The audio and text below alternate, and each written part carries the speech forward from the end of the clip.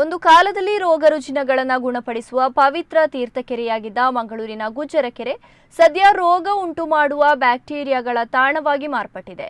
ಪ್ರಯೋಗಾಲಯ ವರದಿ ಕೆರೆಯ ನೀರು ಕುಡಿಯಲು ಸಂಪೂರ್ಣ ಅಯೋಗ್ಯವೆಂದು ಮತ್ತೊಮ್ಮೆ ಸಾಬೀತುಪಡಿಸಿದೆ. ಕೋಟ್ಯಾಂತರ ರೂಪಾಯಿ ವೆಚ್ಚದ ಸ್ಮಾರ್ಟ್ ಸಿಟಿ ಯೋಜನೆಯ ನಡುವೆ ಪವಿತ್ರ ಕೆರೆಯ ಒಡಲು ಮಾತ್ರ ನಿರ್ಲಕ್ಷ್ಯಕ್ಕೆ ಒಳಗಾಗಿದೆ.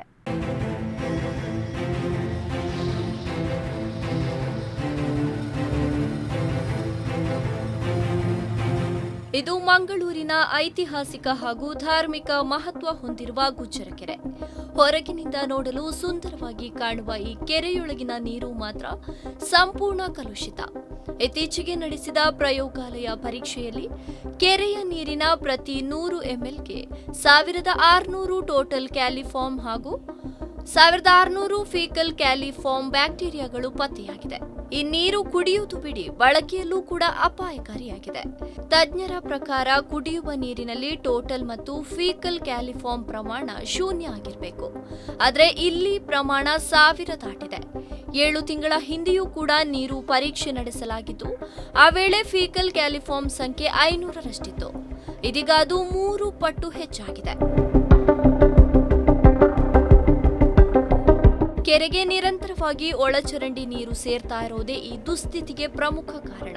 ಈ ಬಗ್ಗೆ ಸ್ಥಳೀಯರು ಹಲವು ಬಾರಿ ಪಾಲಿಕೆ ಹಾಗೂ ಸ್ಮಾರ್ಟ್ ಸಿಟಿ ಅಧಿಕಾರಿಗಳಿಗೆ ದೂರು ನೀಡಿದ್ರೂ ಕೂಡ ಯಾವುದೇ ಶಾಶ್ವತ ಪರಿಹಾರ ದೊರೆತಿಲ್ಲ. ಗುಜ್ಜರಕೆರೆ ಒಂದು ಪವಿತ್ರ ತೀರ್ಥ, ನೂರಾರು ವರ್ಷಗಳ ಧಾರ್ಮಿಕ ಮತ್ತು ಐತಿಹಾಸಿಕ ಹಿನ್ನೆಲೆ ಇದೆ. ಆದರೆ ಇಂದು ಅದು ಸಂಪೂರ್ಣ ನಿರ್ಲಕ್ಷ್ಯಕ್ಕೆ ಒಳಗಾಗಿದೆ.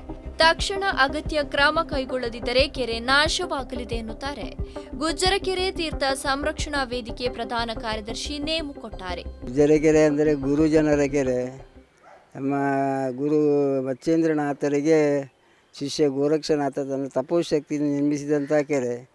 ಈಶಾನ್ಯ ಭಾಗದಲ್ಲಿ ತೀರ್ಥ ಬರ್ತಾ ಉಂಟು. ಅದನ್ನು ನಾವು ವಿಮರ್ಶೆ ಮಾಡಿದಾಗ ಅದನ್ನು ಕದ್ರಿ ತೀರ್ಥಕ್ಕೂ ಸಂಬಂಧ ಉಂಟು, ಅಲ್ಲಿಂದ ಮಾನಸಿಕ ತೀರ್ಥ ಸಂಬಂಧ ಉಂಟು ಅಂತೇಳಿ ಪ್ರಶ್ನಾಚಿಂತನದಲ್ಲಿ ಬಂದಿದೆ. ಈ ಕೆರೆಯ ನೀರನ್ನು ಶುದ್ಧಿ ಮಾಡಬೇಕು.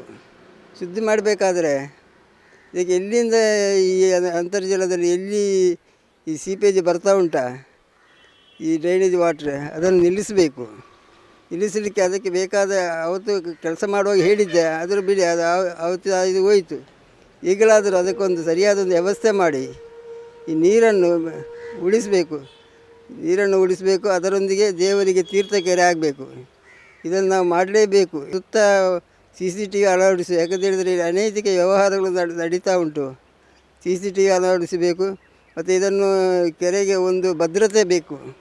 ಭದ್ರತೆ ಇಲ್ಲ, ಅದಕ್ಕಾಗಿ ಒಂದು ವಾಚ್ಮ್ಯಾನ್ ಬೇಕು. ಇದನ್ನೆಲ್ಲ ನಾವು ಮಾಡಿ ಉಳಿಸಬೇಕು.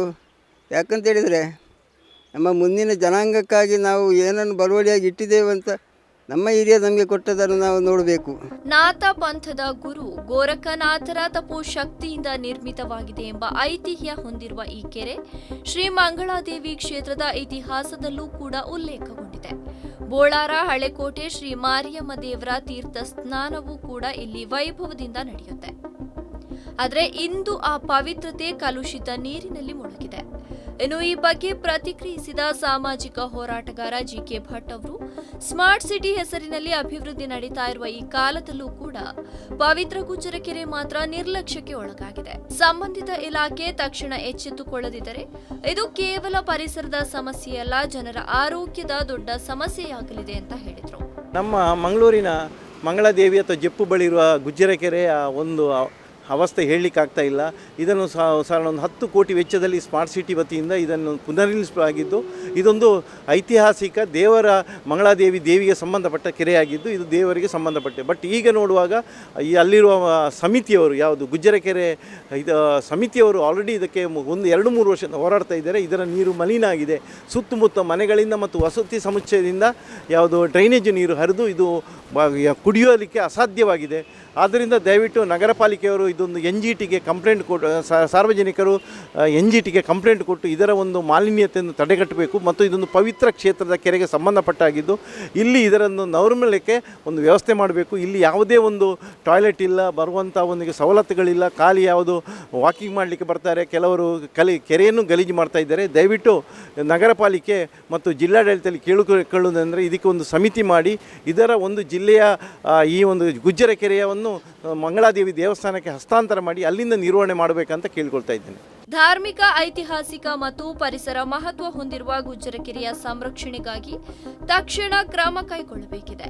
ಇಲ್ಲದಿದ್ದರೆ ಪವಿತ್ರ ತೀರ್ಥ ಕೆರೆಯೊಂದು ಕಲುಷಿತವಾಗಿ ಕೇವಲ ನೆನಪಾಗಿ ಮಾತ್ರ ಉಳಿಯಲಿದೆ. ಜೀವನ್, ಮಂಗಳೂರು, ದೈಜಿವಲ್ 24x7.